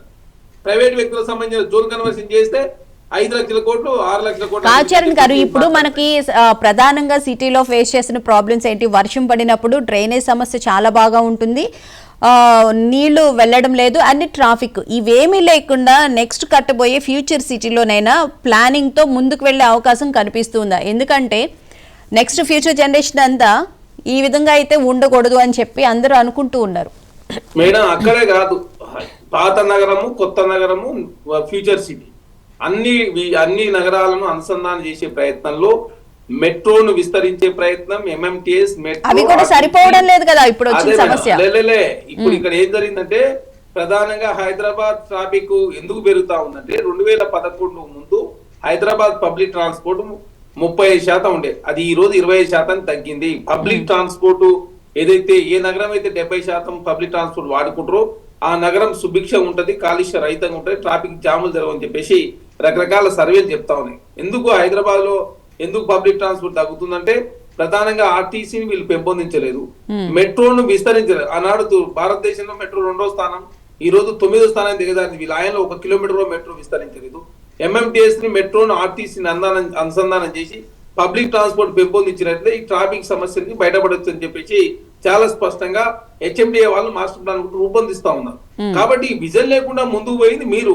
అసలు తెలంగాణను పట్టించుకుంది మీరు 50 రోజుల పాటు ఆర్టీసీ కార్మికులు సమ్మె చేస్తే పడుచుకున్న పాపాన పోక దాన్ని ప్రైవేటీకరణ చేసే ప్రయత్నం చేశారు. ఇప్పుడు ఎలక్ట్రికల్ బస్సులు 2000 బస్సులు రాష్ట్ర ప్రభుత్వం కొనుగోలు చేసింది. దానిలో మహిళలను భాగస్వామ్యం చేస్తా ఉన్నారు. మహిళల సమితి ఉచిత బస్సు ప్రయాణం జరుగుతా ఉంది. రాష్ట్ర ప్రభుత్వం నెల 300 కోట్ల రూపాయలు చెల్లిస్తా ఉంది. ఇప్పటికీ దాదాపు 7,000 కోట్ల రూపాయలు మహిళల సమితి ఉచిత బస్సు ప్రయాణం కోసమే రాష్ట్ర ప్రభుత్వం ఖర్చు పెట్టింది. కాబట్టి భవిష్యత్తులో ఆర్టీసీ, MMTS ని మెట్రోని 3 మార్చి నుంచి ప్రభుత్వమే టేక్ ఓవర్ చేస్తుంది కదా మేడం. ఇక్కడ ఏమని చెప్పారు మెట్రోది? L&T సంస్థ మెట్రో కరోనా టైంలో 3,000 కోట్ల రూపాయలు ఇవ్వాలి ఒప్పందంలో భాగంగా 900 కోట్లు మాత్రం ఇచ్చి 2,100 కోట్ల రూపాయలు ఇవ్వలేదు. ఆ సమయంలో వాళ్ళకి నష్టం వచ్చింది. దాన్ని వాళ్ళు ఏం చేశారు, రోడ్డు రవాణా సంస్థ నుంచి మేము వెళ్ళిపోతా ఉన్నాం, సెకండ్ ఫేజ్ కావచ్చు, థర్డ్ ఫేజ్ మేము రాము అని చెప్పేసి వారు చెప్పారు. కేంద్ర ప్రభుత్వం ఏం చెప్పింది, సెకండ్ లో మీరు గవర్నమెంట్ చేస్తా అంటుంది, థర్డ్ లో గవర్నమెంట్ చేస్తాం మీరే చేస్తా అంటారు కదా, వాళ్ళలో ఉన్న వాళ్ళు కూడా ఒప్పందం చేసుకోవాలని చెప్పి అన్నారు. ఈ ఒప్పందం చేసుకోవడానికి ప్రభుత్వం వాళ్ళతో సంప్రదింపులు చేస్తే వాళ్ళు అన్నది ఏంది, కావాలంటే మేము ఇస్తాం, కేంద్రము రాష్ట్రం కొనుగోలు చేయండి అని చెప్తే రాష్ట్రము కేంద్రము కొనుగోలు చేయాలి, తప్పదు. ఎందుకు 1, 2, 3 ముగ్గురు కలిసి ఒప్పందం చేసుకుంటే తప్ప ఇది భవిష్యత్తులో మెట్రో విస్తరించరు అని చెప్పేసి కేంద్ర ప్రభుత్వం చాలా స్పష్టంగా చెప్పింది. ఆంధ్ర, తెలంగాణ కావచ్చు, కర్ణాటక కావచ్చు, పక్కన మహారాష్ట్ర కూడా ఆర్టీసీ విషయంలో కూడా ఖచ్చితంగా ఒప్పందం చేసుకోవాలి. ఎందుకంటే ఇక్కడ బస్సులు అక్కడ పోతే, అక్కడ బస్సులు ఇక్కడ వస్తాయి. కాబట్టి రకరకాల మార్గాల ద్వారా పోయే అవకాశం ఉంటుంది. కాబట్టి మెట్రోకి సంబంధించి మెట్రో ఇక్కడ నష్టం జరిగింది. 40% టికెట్ల ద్వారా ఆదాయం రావాలి, వచ్చింది. 10% మాత్రమే అడ్వర్టైజ్మెంట్ ద్వారా రావాలి. ఆ 10% సంబంధించినటువంటి అడ్వర్టైజ్మెంట్ ద్వారా కావచ్చు, మిగతాది కొంత కరోనా టైంలో కొంత ఇబ్బంది అవుతుంటే ప్రధానంగా ఆ మెట్రోకి నష్టం వచ్చింది. ఇప్పుడు 260 ఎకరాల ల్యాండ్ ఉన్నది, 3,000 కోట్ల రూపాయలు రాష్ట్ర ప్రభుత్వం చెల్లిస్తే మిగతా 12,000 కోట్ల రూపాయలు బ్యాంకు సంబంధించిన లోన్ ట్రాన్స్ఫర్ చేసుకుంటే సరిపోతుంది. కాబట్టి పబ్లిక్ ప్రయోజనార్థం రాష్ట్ర ప్రభుత్వం లాభాలు ఆర్జించకుండా ఖచ్చితంగా పబ్లిక్ ట్రాన్స్పోర్ట్ పెంపొందించాలని ప్రభుత్వం భావించింది. దానిలో భాగంగా మెట్రోను విస్తరిస్తాం, ఆర్టీసీని మెట్రోతో అనుసంధానం, ఆర్టీసీలో ఎలక్ట్రికల్ బస్సు, MMTS తో అనుసంధానం చేసి ఖచ్చితంగా భవిష్యత్తులో హైదరాబాద్ ట్రాఫిక్ రహిత హైదరాబాద్ గా మార్చే ప్రయత్నంలో ఒక బృహత్తర కార్యక్రమంతో కాంగ్రెస్ ప్రభుత్వం ముందుకు పోతా ఉంది. స్పోర్ట్స్ విజన్ తోటి ఇప్పుడు ఉప్పల్ స్టేడియం ప్రధానంగా స్టేడియంలో క్రికెట్ అయినప్పుడు ఇబ్బంది అవుతా ఉంది కాబట్టి ప్రధానంగా 1,00,000 మంది కెపాసిటీ తోటి 4 సీట్లు కూడా నిర్మాణం చేయబోతున్నారు. కాబట్టి ఆ ప్లేస్ లో ఉన్నటువంటి ఏదైతే స్టేడియాలు ఉన్నాయో అవన్నీ కూడా ఫుట్బాల్ కావచ్చు, తర్వాత భవిష్యత్తులో ఇంకా వేరే అవసరాల కోసం కూడా ఆ స్టేడియాలను వాడుకునే అవకాశం ఉంది. కాబట్టి ఖచ్చితంగా ఉప్పల్ స్టేడియం ప్లేస్ లో వేరే స్టేడియం 4th స్ట్రీట్ లో కొత్త స్టేడియం వస్తా ఉంది. కాబట్టి ఈ ఉప్పల్లో ఉన్న స్టేడియం, క్రికెట్ స్టేడియాన్ని భవిష్యత్తులో ఫుట్బాల్ అవసరాల కోసం వాడుకునే అవకాశం ఉంది. అదే కాకుండా ఇక్కడ హైదరాబాద్ కూడా 3 కార్పొరేషన్ గా మారబోయే అవకాశం ఉంది. ఎందుకంటే విద్యుత్ జోన్లనే 3 జోన్లుగా విభజిస్తా ఉన్నారు. కాబట్టి ఎందుకంటే 1,80,00,000 మంది నగర జనాభా ఉన్నది, భారతదేశంలోనే అత్యంత పెద్ద నగరంగా హైదరాబాద్ రూపాంతరం చెందింది. దీన్ని ఖచ్చితంగా ఒక ప్లానింగ్ తో ముందుకు పోనట్లయితే భవిష్యత్తు అంధకారంలో మారే అవకాశం. కాబట్టి ఒక బృహత్తర కార్యక్రమంలో ఒక యజ్ఞం లాగా ముందుకు తీసుకునే ప్రయత్నంలో తెలంగాణ ముఖ్యమంత్రి రేవంత్ రెడ్డి గారు ఒక రైజింగ్ తెలంగాణ పేరు మీద పెట్టుబడులు ఆకర్షించే ప్రయత్నం, ప్రపంచ నగరాలు కావచ్చు, ప్రపంచ దేశాలకు హైదరాబాద్, తెలంగాణ సంబంధించినటువంటి ఏ విజన్ అనేది తెలిసే ప్రయత్నంలో భాగంగా ఈ సమ్మిట్ నిర్వహించబోతా ఉంది రాష్ట్ర ప్రభుత్వం. రైట్, శ్రీనివాస్ గారు ఏదో చెప్పబోతున్నారు. చెప్దాం కానీ మా ఫ్రెండ్ చాలా కన్ఫ్యూజ్ గా ఉన్నాడు కదా, నేను అడిగింది ఒకటి వాడు చెప్తుంది ఒకటి. నేను అంటే వాడు చేయగలిగిందే అడిగాను. ఒక లెటర్, కౌశిక్ గారు లెటర్ మీద ఆయన పిసిసి కమిటీలో ఉన్నాడు, నేను ఒక లెటర్ ఇస్తాను సీఎం గారికి అందజేసే కెపాసిటీలో మాత్రం ఉన్నాడు. నేను అడిగింది సైనిక్పూర్ ఏరియాలో ల్యాండ్ కూడా ఉంది, మినీ స్టేడియం కి అప్పట్లో తెలుగుదేశం గవర్నమెంట్ లో చేశారు. ఆ స్థలంలో కనుక ఫుట్బాల్ స్టేడియం చేస్తే బాగుంటుంది, మా ఉప్పల్ నియోజకవర్గం అండ్ మేడ్చల్ నియోజకవర్గం బార్డర్ లో ఉంది, మీకు నాన్ ఫైనాన్సింగ్ ఆస్పెక్ట్ లో అయిపోతుంది అని చెప్పాను. గది మాత్రం అంటే నోరు వస్తలేదు చెప్పనీకి. ఒక్క నిమిషం అది ఉప్పల్, అది వేరు, హెచ్సిఎల్ అది వేరు. మీకు మొత్తం ఫ్యూచర్ మీదనే ఉంటే ఇక ఫ్యూచర్ సిటీ మీదనే మాకు హృదయం అంతా ఆనే ఉంది.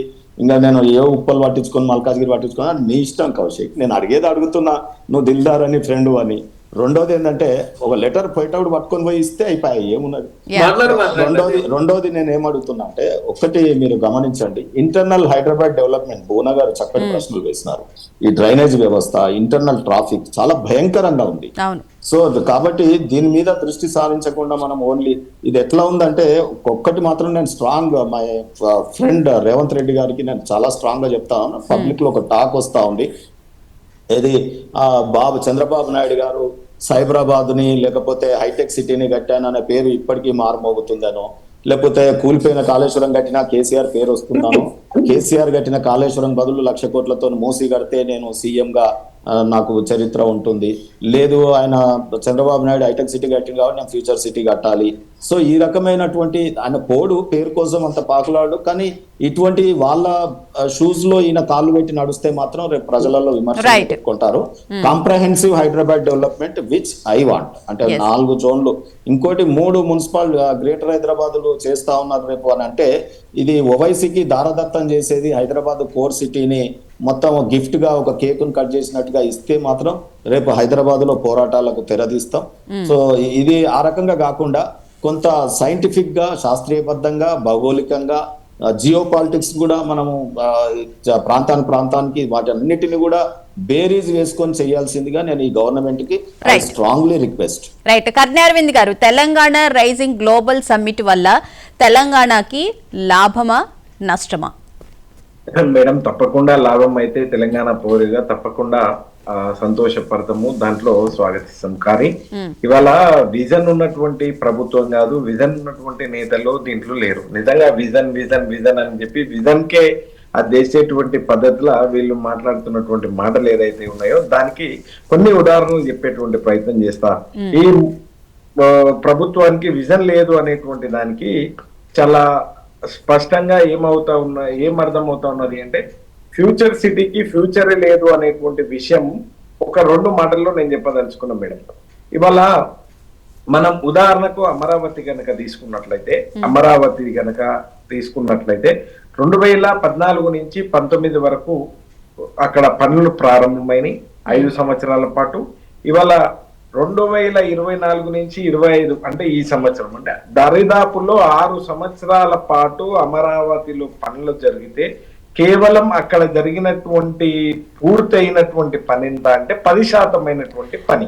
అక్కడ రాష్ట్రం విభజించిన వెంటనే అక్కడ అమరావతి నిర్మాణం ప్రారంభం కాలేదు. ఫస్ట్ ల్యాండ్ పూలింగ్ జరిగింది, అవన్నీ జరిగి ప్రారంభమయ్యేటప్పటికి 3 సంవత్సరాలు అయిపోయింది. తర్వాత గవర్నమెంట్ మారిపోయింది, ఇంకెట్లా కన్స్ట్రక్షన్ అవుతుంది అక్కడ? మేడం నేనేమంటా ఉన్నా, ఉదాహరణకు చెప్పేటువంటి ప్రయత్నం చేస్తా ఉన్నా, దయించి సావధానంగా నన్ను దాంట్లో చెప్పండి, దాన్ని తీసుకునేటువంటి ప్రయత్నం చేయాలి. అయితే అక్కడ ఆ పద్ధతిలో ఉంది. ఇవాళకి పని అయినటువంటి ఎంత అంటే 10% పని మాత్రమే పూర్తయింది అమరావతి. ఇక్కడ 2 సంవత్సరాలు ఇప్పటికే పూర్తయింది, 3 సంవత్సరాలు మిగిలింది. లాస్ట్ 6 మంత్స్ ఎట్లాగూ ఎలక్షన్ మంత్ గానే 6 మంత్స్ ఉంటది. ఈ 2.5 సంవత్సరాల లోపల వీళ్ళు ఎట్లా పూర్తి చేస్తారు అనేటువంటి పెద్ద ప్రశ్న ఉత్పన్నమవుతుంది. ఎస్ మేడం, తప్పకుండా ఇది కూడా మా నియోజకవర్గ సరిహద్దుల్లోనే మళ్ళీ ఇది కూడా ఉంటది. మా నియోజకవర్గానికి సంబంధించి పక్కన మహేశ్వరం నియోజకవర్గానికి సంబంధించి దాదాపుగా ఆ రోజు కేసీఆర్ గారి ప్రభుత్వం ఉన్నప్పుడు 56 గ్రామాల లోపల 20,000 ఎకరాల భూమిని ఆ రోజు ఫార్మాసిటీ కోసం సేకరిస్తే దాన్ని తిరిగి వీళ్ళు ఇస్తాము అనేటువంటి విషయాన్ని చెప్పిండ్రు, అది ఇవ్వలేదు.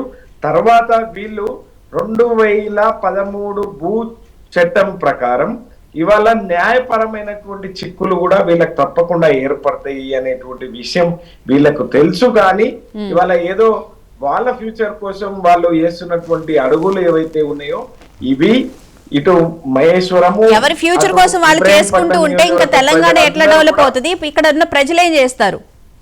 ఏమంటారు? ఎవరి ఫ్యూచర్ కోసం వాళ్ళు చేసుకుంటూ వెళ్తే ఇలా ప్రభుత్వాలు, తెలంగాణ ప్రజలకు అది అన్యాయం అయ్యేది. మేడం ఆ రోజు కేసీఆర్ గారి ప్రభుత్వం ఉన్నప్పుడు మీరు దయచేసి మీ డొమైన్ లో ఉన్నాయి, నేను కాదు అంటలేను, ఎవరి లాభము అని అంటే తెలంగాణ అంతిమంగా ఎవరు లాభపడాలి అని అనుకున్నప్పుడు తెలంగాణ ప్రజలు లాభపడాలి అనేటువంటి కోణంలోనే ఆయన ప్రతి అడుగు కూడా వేసిండ్రు. ఇక్కడ మీకు చాలా కాంక్రీట్ గా కన్స్ట్రక్టివ్ గా ఎన్ని ఎకరాల భూమి ఉంది, ఎన్ని ఎకరాల భూమి సేకరణ చేసిండ్రు, కొత్తగా ఎంత ఏం చేసిండ్రు, ఎన్ని గ్రామాలలో చేసిండ్రు అనేటువంటి ప్రతి విషయం కూడా నేను సావధానంగా చెప్తా ఉన్నా కదా మేడం. ఇవి కదా వాస్తవాలు. ఇవాళ తెలియని వాళ్ళకు ఏదేదో చెప్తే అర్థమవుతుంది. కానీ ఇవాళ మా నియోజకవర్గం, మా పక్క నియోజకవర్గ సరిహద్దుల్లో ఉన్నటువంటి దాని విషయంలో ఎన్ని గ్రామాల లోపల ఎన్ని తీసుకున్నారు, ఆ రోజు మేము సేకరించినటువంటి భూమి ఎంత, ఇవాళ 2013 భూసేకరణ చట్టంలో వీళ్ళు చేస్తాము అని చెప్పినటువంటి దాంట్లో న్యాయపరమైనటువంటి చిక్కులు ఏ రకంగా ఏర్పడుతూ ఉన్నాయి, ఇవన్నీ మేము చెప్తా ఉన్నాం కదా. సాధ్యం కాదు అనేటువంటి విషయం మేము చెప్తా ఉన్నప్పటికీ కూడా ప్రజాధనాన్ని దుర్వినియోగం చేస్తానంటే ఇక ప్రజలని మేము ఈ రకంగానే మేము మోసం చేస్తాము అంటే దాన్ని మేమేం చేయలేము.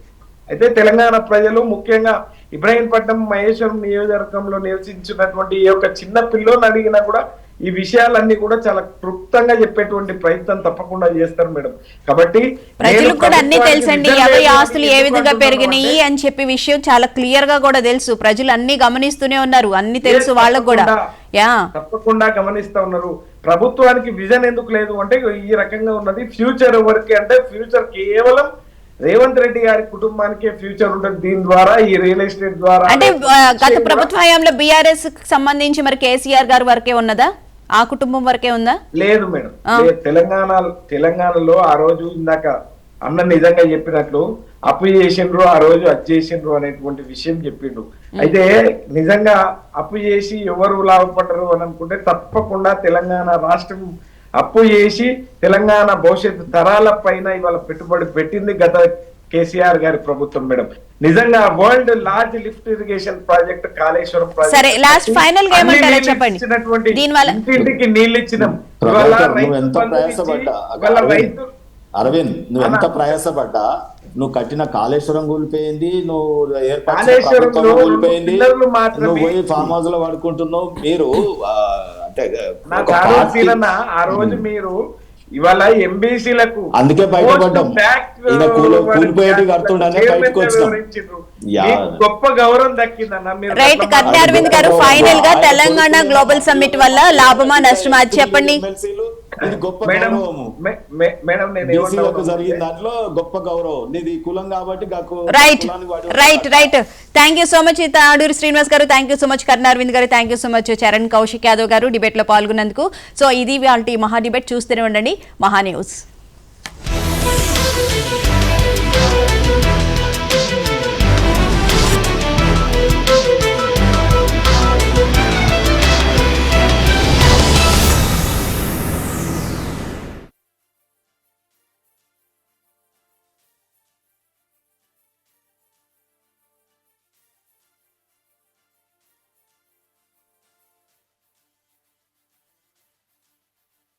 ప్లానింగ్ తో ముందుకు పోతే తప్ప ఈ ఫలితాలు రావని ప్రభుత్వం భావిస్తూనే తెలంగాణ రాష్ట్రం ఒక విజన్ తో ముందుకు పోతాం. ఇప్పుడు ప్రధానమంత్రి గారు వచ్చి తెలంగాణ రాష్ట్రంలో కాంగ్రెస్ పార్టీ అవినీతి చేస్తారని చెప్పారు అనుకోండి, రేపు ఆ గ్లోబల్ సమ్మిట్ ఎవరైనా పెట్టుబడి పెట్టే వాళ్ళు పెడతారా మేడం? బెటర్ కదా. ఎక్కడ అవినీతి జరిగింది, ఏం జరిగింది? అరే బీఆర్ఎస్ పార్టీ ఏంటంటే పట్టగాజు మీదేసి ఎక్కడ కాంగ్రెస్ పార్టీ పేరు వస్తుందో, మేము 10 సంవత్సరాల కాలంలో చేయని పనులు అని చెప్పి వీళ్ళు 2 సంవత్సరాల కాలంలో చేస్తున్నారు. ఒక విజన్ తో ముందుకు పోతున్నారు. హైడ్రా అనేది ఒక తీసుకొచ్చి అద్భుతంగా హైదరాబాద్ చెరువులను పార్కులను రక్షించే ప్రయత్నం జరుగుతా ఉంది. మూసిని పునరుద్ధరింపజేసినట్లయితే ఇక వీళ్ళని అందుకోవడం సాధ్యం కాదు. ఈ ప్రపంచంతో పోటీ అని చెప్పి కాంగ్రెస్ పార్టీ తీసుకున్న లైన్, న్యూజిలాండ్, టోక్యో ప్రపంచ నగరాలతో పోటీ, పక్క రాష్ట్రము లేదా దేశంలో నగరాలతో పోటీ అని చెప్పి కాంగ్రెస్ పార్టీ పోతలేదు. వీళ్ళు ఒక విజన్ తో ముందుకు పోతారు. త్రిపుల్ ఆర్ అంటున్నారు, త్రిపుల్ ఆర్ రైల్వే రింగ్ అంటున్నారు, ఎక్స్ప్రెస్ హైవేలు అంటున్నారు, పోర్ట్ సీట్ అంటున్నారు, డ్రై పోర్ట్ అంటున్నారు. అదే కాకుండా ఈ అండర్ గ్రౌండ్ విద్యుత్ 14,000 కోట్ల రూపాయలతో విద్యుత్ అంటున్నారు.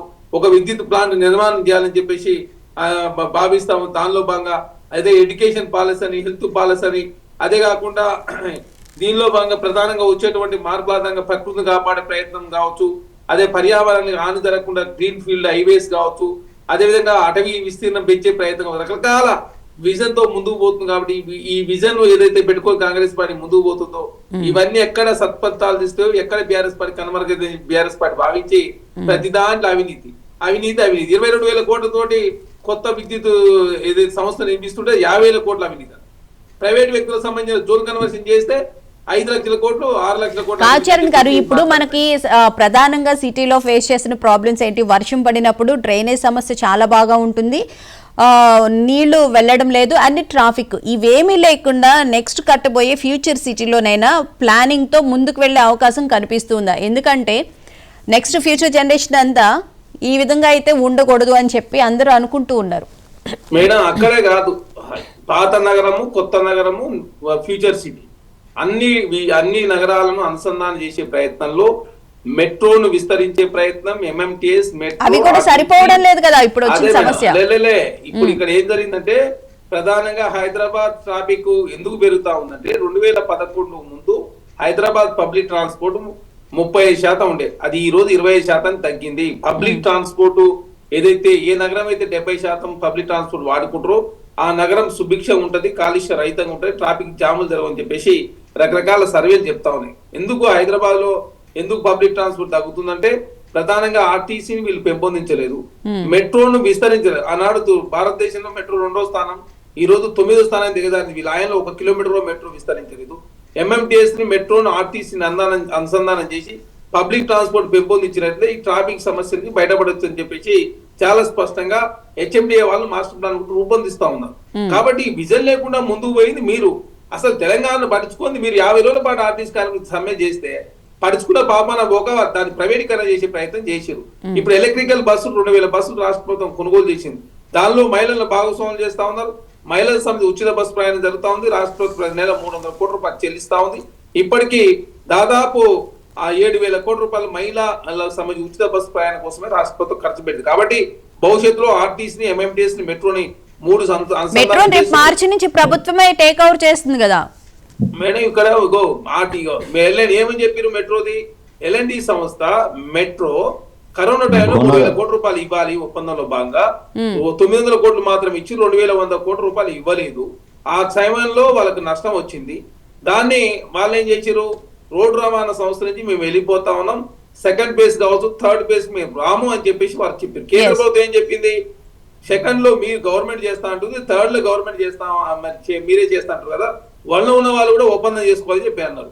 ఈ ఒప్పందం చేసుకోవడానికి ప్రభుత్వం వాళ్ళతో సంప్రదింపులు చేస్తే వాళ్ళు అన్నది ఏంది, కావాలంటే మేము ఇస్తాం, కేంద్రము రాష్ట్రం కొనుగోలు చేయండి అని చెప్తే రాష్ట్రము కేంద్రము కొనుగోలు చేయాలి, తప్పదు. ఎందుకు 1, 2, 3 ముగ్గురు కలిసి ఒప్పందం చేసుకుంటే తప్ప ఇది భవిష్యత్తులో మెట్రో విస్తరించరు అని చెప్పేసి కేంద్ర ప్రభుత్వం చాలా స్పష్టంగా చెప్పింది. ఆంధ్ర, తెలంగాణ కావచ్చు, కర్ణాటక కావచ్చు, పక్కన మహారాష్ట్ర కూడా ఆర్టీసీ విషయంలో కూడా ఖచ్చితంగా ఒప్పందం చేసుకోవాలి. ఎందుకంటే ఇక్కడ బస్సులు అక్కడ పోతే, అక్కడ బస్సులు ఇక్కడ వస్తాయి. కాబట్టి రకరకాల మార్గాల ద్వారా పోయే అవకాశం ఉంటుంది. కాబట్టి మెట్రోకి సంబంధించి మెట్రో ఇక్కడ నష్టం జరిగింది. 40% టికెట్ల ద్వారా ఆదాయం రావాలి, వచ్చింది. 10% మాత్రమే అడ్వర్టైజ్మెంట్ ద్వారా రావాలి. ఆ 10% సంబంధించినటువంటి అడ్వర్టైజ్మెంట్ ద్వారా కావచ్చు, మిగతాది కొంత కరోనా టైంలో కొంత ఇబ్బంది అవుతుంటే ప్రధానంగా ఆ మెట్రోకి నష్టం వచ్చింది. ఇప్పుడు 260 ఎకరాల ల్యాండ్ ఉన్నది, 3,000 కోట్ల రూపాయలు రాష్ట్ర ప్రభుత్వం చెల్లిస్తే మిగతా 12,000 కోట్ల రూపాయలు బ్యాంకు సంబంధించిన లోన్ ట్రాన్స్ఫర్ చేసుకుంటే సరిపోతుంది. కాబట్టి పబ్లిక్ ప్రయోజనార్థం రాష్ట్ర ప్రభుత్వం లాభాలు ఆర్జించకుండా ఖచ్చితంగా పబ్లిక్ ట్రాన్స్పోర్ట్ పెంపొందించాలని ప్రభుత్వం భావించింది. దానిలో భాగంగా మెట్రోను విస్తరిస్తాం, ఆర్టీసీని మెట్రోతో అనుసంధానం, ఆర్టీసీలో ఎలక్ట్రికల్ బస్సు, ఎంఎంటీఎస్ తో అనుసంధానం చేసి ఖచ్చితంగా భవిష్యత్తులో హైదరాబాద్ ట్రాఫిక్ రహిత హైదరాబాద్ గా మార్చే ప్రయత్నంలో ఒక బృహత్తర కార్యక్రమంతో కాంగ్రెస్ ప్రభుత్వం ముందుకు పోతా ఉంది. స్పోర్ట్స్ విజన్ తోటి ఇప్పుడు ఉప్పల్ స్టేడియం ప్రధానంగా స్టేడియంలో క్రికెట్ అయినప్పుడు ఇబ్బంది అవుతుంది కాబట్టి ప్రధానంగా 1,00,000 మంది కెపాసిటీ తోటి పోర్ట్ స్టేడియం కూడా నిర్మాణం చేయబోతున్నారు. కాబట్టి ఆ ప్లేస్ లో ఉన్నటువంటి ఏదైతే స్టేడియాలు ఉన్నాయో అవన్నీ కూడా ఫుట్బాల్ కావచ్చు, తర్వాత భవిష్యత్తులో ఇంకా వేరే అవసరాల కోసం కూడా ఆ స్టేడియాలను వాడుకునే అవకాశం ఉంది. కాబట్టి ఖచ్చితంగా ఉప్పల్ స్టేడియం ప్లేస్ లో వేరే స్టేడియం పోర్ట్ స్ట్రీట్ లో కొత్త స్టేడియం వస్తా ఉంది. కాబట్టి ఈ ఉప్పల్లో ఉన్న స్టేడియం క్రికెట్ స్టేడియాన్ని భవిష్యత్తులో ఫుట్బాల్ అవసరాల కోసం వాడుకునే అవకాశం ఉంది. అదే కాకుండా ఇక్కడ హైదరాబాద్ కూడా 3 కార్పొరేషన్ గా మారబోయే అవకాశం ఉంది. ఎందుకంటే విద్యుత్ జోన్లనే 3 జోన్లుగా విభజిస్తా ఉన్నారు కాబట్టి. ఎందుకంటే 1,80,00,000 మంది నగర జనాభా ఉన్నది. భారతదేశంలోనే అత్యంత పెద్ద నగరంగా హైదరాబాద్ రూపాంతరం చెందింది. దీన్ని ఖచ్చితంగా ఒక ప్లానింగ్ తో ముందుకు పోనట్లయితే భవిష్యత్తు అంధకారంలో మారే అవకాశం కాబట్టి ఒక బోత్తర కార్యక్రమంలో ఒక యజ్ఞం లాగా ముందుకు తీసుకునే ప్రయత్నంలో తెలంగాణ ముఖ్యమంత్రి రేవంత్ రెడ్డి గారు ఒక రైజింగ్ తెలంగాణ పేరు మీద పెట్టుబడులు ఆకర్షించే ప్రయత్నం, ప్రపంచ నగరాలు కావచ్చు, ప్రపంచ దేశాలకు హైదరాబాద్ తెలంగాణ సంబంధించినటువంటి ఏ విజన్ అనేది తెలిసే ప్రయత్నంలో భాగంగా ఈ సమ్మిట్ నిర్వహించబోతా ఉంది రాష్ట్ర ప్రభుత్వం. రైట్, శ్రీనివాస్ గారు ఏదో చెప్పబోతున్నారు. చెప్దాం కానీ మా ఫ్రెండ్ చాలా కన్ఫ్యూజ్ గా ఉన్నాడు కదా, నేను అడిగింది ఒకటి వాడు చెప్తుంది ఒకటి. నేను అంటే వాడు చేయగలిగిందే అడిగాను. ఒక లెటర్, కౌశిక్ గారు లెటర్ మీద ఆయన పిసిసి కమిటీలో ఉన్నాడు, నేను ఒక లెటర్ ఇస్తాను సీఎం గారికి అందజేసే కెపాసిటీలో మాత్రం ఉన్నాడు. నేను అడిగింది సైనిక్పూర్ ఏరియాలో ల్యాండ్ కూడా ఉంది, మినీ స్టేడియం కి అప్పట్లో తెలుగుదేశం గవర్నమెంట్ లో చేశారు. ఆ స్థలంలో కనుక ఫుట్బాల్ స్టేడియం చేస్తే బాగుంటుంది, మా ఉప్పల్ నియోజకవర్గం అండ్ మేడ్చల్ నియోజకవర్గం బార్డర్ లో ఉంది, మీకు నాన్ ఫైనాన్షింగ్ ఆస్పెక్ట్ లో అయిపోతుంది అని చెప్పాను. గది అంటే నోరు వస్తలేదు చెప్పని. ఒక్క నిమిషం అది ఉప్పల్, అది వేరు, హెచ్సిఎల్ అది వేరు. మీకు మొత్తం ఫ్యూచర్ మీదనే ఉంటే ఇక ఫ్యూచర్ సిటీ మీదనే మాకు హృదయం అంతా ఆనే ఉంది. ఇంకా నేను ఏ ఉప్పల్ పట్టించుకొని మల్కాజ్గిరి పట్టించుకొని నీ ఇష్టం కౌశిక్, నేను అడిగేది అడుగుతున్నా, నువ్వు దిల్దార్ అని ఫ్రెండ్ అని. రెండోది ఏంటంటే ఒక లెటర్ పోయేటప్పుడు పట్టుకొని పోయి ఇస్తే అయిపోయాయి, ఏమున్నది. రెండోది నేను ఏమడుగుతున్నా అంటే, ఒకటి మీరు గమనించండి, ఇంటర్నల్ హైదరాబాద్ డెవలప్మెంట్ భువన గారు చక్కటి ప్రశ్నలు వేసినారు. ఈ డ్రైనేజ్ వ్యవస్థ, ఇంటర్నల్ ట్రాఫిక్ చాలా భయంకరంగా ఉంది. సో కాబట్టి దీని మీద దృష్టి సారించకుండా మనం ఓన్లీ ఇది ఎట్లా ఉందంటే, ఒక్కటి మాత్రం నేను strong, my friend Revanth Reddy గారికి నేను చాలా స్ట్రాంగ్ గా చెప్తాను. పబ్లిక్ లో ఒక టాక్ వస్తా ఉంది, ఇది చంద్రబాబు నాయుడు గారు సైబరాబాద్ ని లేకపోతే హైటెక్ సిటీని కట్టాననే పేరు ఇప్పటికీ మారుమోగుతుందనో, లేకపోతే కూలిపోయిన కాళేశ్వరం కట్టినా కేసీఆర్ పేరు వస్తుందనో, కేసీఆర్ కట్టిన కాళేశ్వరం బదులు 1,00,000 కోట్లతో మూసి కడితే నేను సీఎం గా నాకు చరిత్ర ఉంటుంది, లేదు ఆయన చంద్రబాబు నాయుడు హైటెక్ సిటీ కట్టింది కాబట్టి నేను ఫ్యూచర్ సిటీ కట్టాలి. సో ఈ రకమైనటువంటి ఆయన పేరు కోసం అంత పాకులాడు, కానీ ఇటువంటి వాళ్ళ షూస్ లో ఈయన కాళ్ళు పెట్టి నడుస్తే మాత్రం రేపు ప్రజలలో విమర్శలు పెట్టుకుంటారు. Comprehensive Hyderabad development which I want అంటే 4 జోన్లు, ఇంకోటి 3 మున్సిపల్ గ్రేటర్ హైదరాబాద్ చేస్తా ఉన్నారు రేపు అని అంటే, ఇది ఓవైసీకి దారదత్తం చేసేది హైదరాబాద్ కోర్ సిటీని మొత్తం గిఫ్ట్ గా ఒక కేకును కట్ చేసినట్టుగా ఇస్తే మాత్రం రేపు హైదరాబాద్ లో పోరాటాలకు తెరదీస్తాం.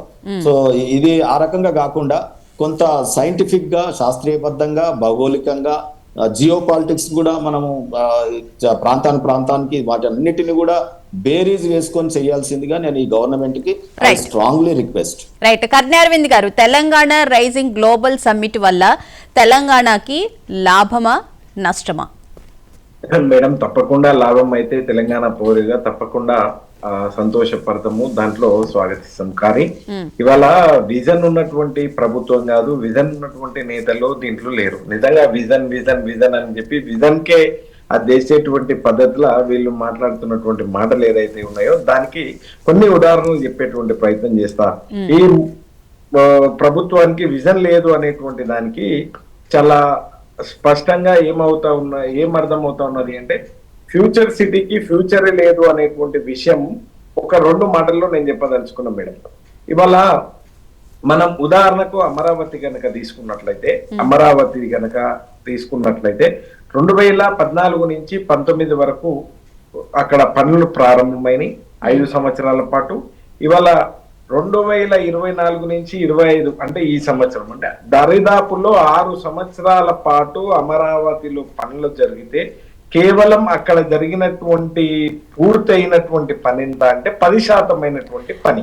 అక్కడ రాష్ట్రం విభజించిన వెంటనే అక్కడ అమరావతి నిర్మాణం ప్రారంభం కాలేదు. ఫస్ట్ ల్యాండ్ పూలింగ్ జరిగింది, అవన్నీ జరిగి ప్రారంభమయ్యేటప్పటికి 3 సంవత్సరాలు అయిపోయింది. తర్వాత గవర్నమెంట్ మారిపోయింది, ఇంకెట్లా కన్స్ట్రక్షన్ అవుతుంది అక్కడ? మేడం, నేనేమంటా ఉన్నా, ఉదాహరణకు చెప్పేటువంటి ప్రయత్నం చేస్తా ఉన్నా, దయించి సావధానంగా నన్ను దాంట్లో చెప్పండి, దాన్ని తీసుకునేటువంటి ప్రయత్నం చేయాలి. అయితే అక్కడ ఆ పద్ధతిలో ఉంది. ఇవాళకి పని అయినటువంటి ఎంత అంటే 10% పని మాత్రమే పూర్తయింది అమరావతి. ఇక్కడ 2 సంవత్సరాలు ఇప్పటికే పూర్తయింది, 3 సంవత్సరాలు మిగిలింది. లాస్ట్ 6 మంత్స్ ఎట్లాగూ ఎలక్షన్ మంత్ గానే 6 months ఉంటది. ఈ 2.5 సంవత్సరాల లోపల వీళ్ళు ఎట్లా పూర్తి చేస్తారు అనేటువంటి ఒక పెద్ద ప్రశ్న ఉత్పన్నమవుతుంది. ఎస్ మేడం, తప్పకుండా ఇది కూడా మా నియోజకవర్గ సరిహద్దుల్లోనే మళ్ళీ ఇది కూడా ఉంటుంది. మా నియోజకవర్గానికి సంబంధించి పక్కన మహేశ్వరం నియోజకవర్గానికి సంబంధించి దాదాపుగా ఆ రోజు కేసీఆర్ గారి ప్రభుత్వం ఉన్నప్పుడు 56 గ్రామాల లోపల 20,000 ఎకరాల భూమిని ఆ రోజు ఫార్మాసిటీ కోసం సేకరిస్తే దాన్ని తిరిగి వీళ్ళు ఇస్తాము అనేటువంటి విషయాన్ని చెప్పిండ్రు. అది ఇవ్వలేదు. తర్వాత వీళ్ళు 2013 భూ చట్టం ప్రకారం ఇవాళ న్యాయపరమైనటువంటి చిక్కులు కూడా వీళ్ళకి తప్పకుండా ఏర్పడతాయి అనేటువంటి విషయం వీళ్ళకు తెలుసు. కానీ ఇవాళ ఏదో వాళ్ళ ఫ్యూచర్ కోసం వాళ్ళు వేస్తున్నటువంటి అడుగులు ఏవైతే ఉన్నాయో ఇవి ఇటు మహేశ్వరము ఎవరి ఫ్యూచర్ కోసం వాళ్ళు చేసుకుంటూ ఉంటే ఇంకా తెలంగాణ ఎట్లా డెవలప్ అవుతుంది? ఇక్కడ ఉన్న ప్రజలు ఏం చేస్తారు? ఏమంటారు? ఎవరి ఫ్యూచర్ కోసం వాళ్ళు చేసుకుంటూ వెళ్తే ఇలా ప్రభుత్వాలు, తెలంగాణ ప్రజలకు అది అన్యాయం అయ్యేది.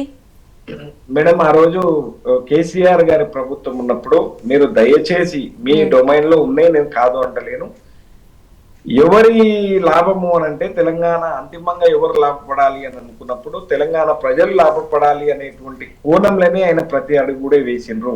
ఇక్కడ మీకు చాలా కాంక్రీట్ గా కన్స్ట్రక్టివ్ గా ఎన్ని ఎకరాల భూమి ఉంది, ఎన్ని ఎకరాల భూమి సేకరణ చేసిండ్రు, కొత్తగా ఎంత ఏం చేసిండ్రు, ఎన్ని గ్రామాలలో చేసిండ్రు అనేటువంటి ప్రతి విషయం కూడా నేను సావధానంగా చెప్తా ఉన్నా కదా మేడం. ఇవి కదా వాస్తవాలు.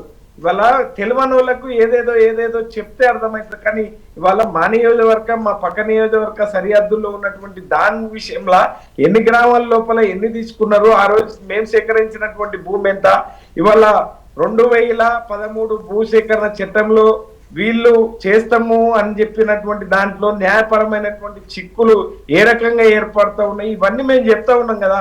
ఇది సాధ్యం కాదు అనేటువంటి విషయం మేము చెప్తా ఉన్నప్పటికీ కూడా ప్రజాధనాన్ని దుర్వినియోగం చేస్తానంటే ఇక ప్రజలని మేము ఈ రకంగానే మేము మోసం చేస్తాము అంటే దాన్ని మేమేం చేయలేము. అయితే తెలంగాణ ప్రజలు ముఖ్యంగా ఇబ్రాహీంపట్నం మహేశ్వరం నియోజకవర్గంలో నివసించినటువంటి ఈ యొక్క చిన్న పిల్లోని అడిగినా కూడా ఈ విషయాలన్నీ కూడా చాలా క్లుప్తంగా చెప్పేటువంటి ప్రయత్నం తప్పకుండా చేస్తారు మేడం. కాబట్టి ప్రజలకు కూడా అన్ని తెలుసండి, ఎవరి ఆస్తులు ఏ విధంగా పెరిగినాయి అని చెప్పి విషయం చాలా క్లియర్ గా కూడా తెలుసు. ప్రజలు అన్ని గమనిస్తూనే ఉన్నారు, అన్ని తెలుసు వాళ్ళకు కూడా. తప్పకుండా గమనిస్తా ఉన్నారు. ప్రభుత్వానికి విజన్ ఎందుకు లేదు అంటే ఈ రకంగా ఉన్నది. ఫ్యూచర్ ఎవరికి అంటే ఫ్యూచర్ కేవలం రేవంత్ రెడ్డి గారి కుటుంబానికే ఫ్యూచర్ ఉంటుంది. దీని ద్వారా ఈ రియల్ ఎస్టేట్ ద్వారా అంటే గత ప్రభుత్వ హయాంలో బీఆర్ఎస్ సంబంధించి మరి కేసీఆర్ గారి వరకే ఉన్నదా, ఆ కుటుంబం వరకే ఉందా? లేదు మేడం. తెలంగాణలో ఆ రోజు ఇందాక అన్న నిజంగా చెప్పినట్లు అప్పు చేసిండ్రు, ఆ రోజు అది చేసిండ్రు అనేటువంటి విషయం చెప్పిండ్రు. అయితే నిజంగా అప్పు చేసి ఎవరు లాభపడరు అని అనుకుంటే తప్పకుండా తెలంగాణ రాష్ట్రం అప్పు చేసి తెలంగాణ భవిష్యత్తు తరాల పైన ఇవాళ పెట్టుబడి పెట్టింది గత కేసీఆర్ గారి ప్రభుత్వం మేడం. నిజంగా world large lift irrigation project Kaleshwaram project. సరే, లాస్ట్ ఫైనల్ గా ఏమంటారో చెప్పండి. దీనివల్ల ఇంటింటికి నీళ్ళు ఇచ్చినాం. అరవింద్, నువ్వు ఎంత ప్రయాసపడ్డా నువ్వు కట్టిన కాళేశ్వరం కూలిపోయింది, నువ్వు కూలిపోయింది, నువ్వు పోయి ఫామ్ హౌస్ లో పడుకుంటున్నావు. మీరు అంటే ఆ రోజు మీరు ఇవాళ ఎంబీసీలకు అందుకే బయటపడ్డాం, కూలిపోయేది కడుతుండనే బయటకు వచ్చినాం. గొప్ప గౌరవం దక్కిందన్న. రైట్, కత్తి అరవింద్ గారు, ఫైనల్ గా తెలంగాణ గ్లోబల్ సమ్మిట్ వల్ల లాభమా నష్టమా చెప్పండి. ఇది గొప్ప గౌరవము జరిగిన దాంట్లో గొప్ప గౌరవం నీది కులం కాబట్టి. Right thank you so much Aduri Srinivas గారు, thank you so much Karna Aravind గారు, thank you so much Charan Kaushik Yadav గారు డిబేట్ లో పాల్గొన్నందుకు. సో ఇది వాళ్ళ మహా డిబేట్. చూస్తూనే ఉండండి మహా న్యూస్.